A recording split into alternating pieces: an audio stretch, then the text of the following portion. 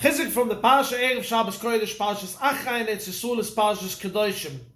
Since this week it's Shabbos Mevorchim, and also there's two different Parshas for Yidden and Etzesul and for Yidden and Chizuk, I'll say something very nice about Shabbos Mevorchim and about the days of Sfiras. Everybody knows that there's a minhag in many places that the boy who is getting bar mitzvah, the Shabbos before the bar mitzvah, he reads in his shul the entire parsha of that week's parsha. In Yerushalayim, there was a boy that was a schwacher boy. He didn't have the capacity to memorize the entire parsha in reading it in shul. He didn't have the courage. So his father discussed with him that maybe we should prepare you for the Haftorah. The Haftorah is much shorter, and the boy was very happy. I'll do the Haftorah. And they prepared him for about 5.5 months for the Haftorah.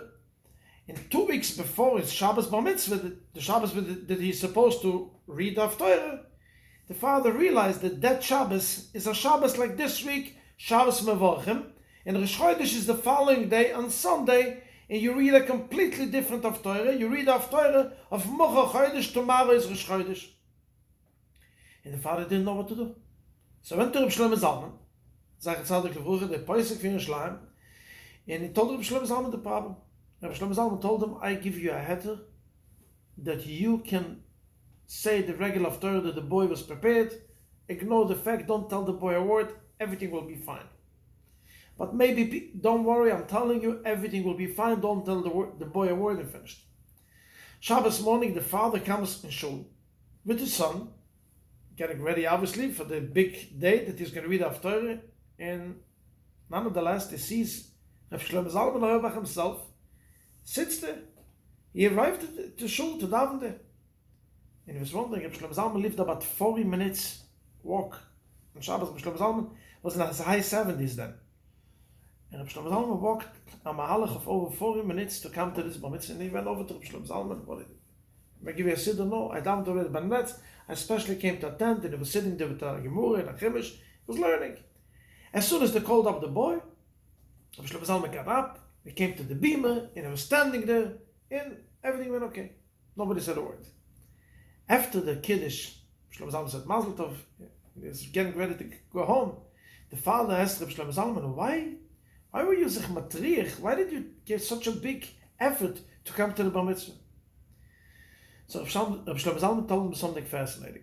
He says, listen, I wouldn't be there. Someone in the crowd that thought that you have to be a kanui would have get up and said, hey, excuse me, the wrong Haftorah, Mocha Chodesh. And you would have said, excuse me, Reb Shlomo Zalman told, give me a break, Reb Shlomo Zalman told, you didn't even ask. I would start a whole commotion, a whole fight. I came, I stood there, I know one thing. If I'm standing there, no one will say a word, and nobody did. It's the days of Sfiras. It's the days that Chazal tell us what happened when you didn't give kavod to one another. Look how a good little Yisrael, Reb Shlomo Zalman, gave respect for a boy that he never knew. Just the respect, and he walked over 40 minutes just to be noeg kavod zei b'zei. Basfiras we are saying, Urachmon iyach zaluni, avodas bas hamikdash limkoyim b'mayr b'yomayni. It reminds us, every night of the Sfira, you know what happened? You know what's going to bring us back to Beis Hamikdash? Whatever destroyed it. Sinas chinam.